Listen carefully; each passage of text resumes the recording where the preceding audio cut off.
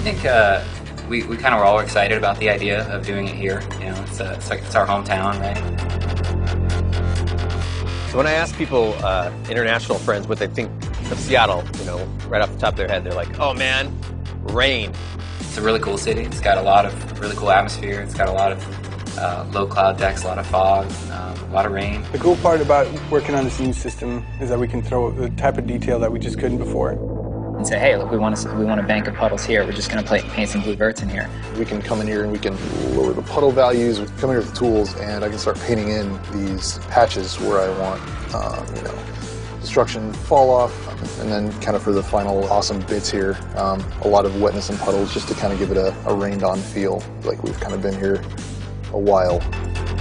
If it's super wet time of day, you'll see streaks of wet coming down the sides of the building, and we can control that too.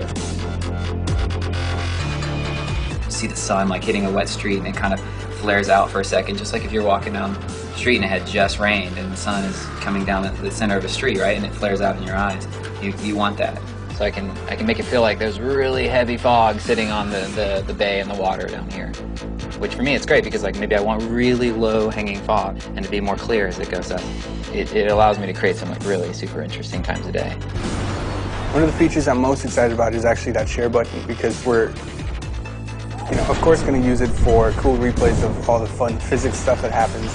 You know, you throw a smoke grenade at a tower, it collapses, it squishes like 4 guys, then they get mad, send out a helicopter, the helicopter's shooting at you, it's exploding all these cars.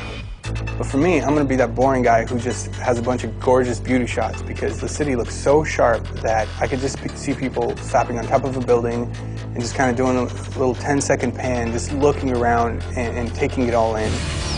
Being able to actually light an entire game for PS4 and make it, you know, look like the city that I live in, that's awesome.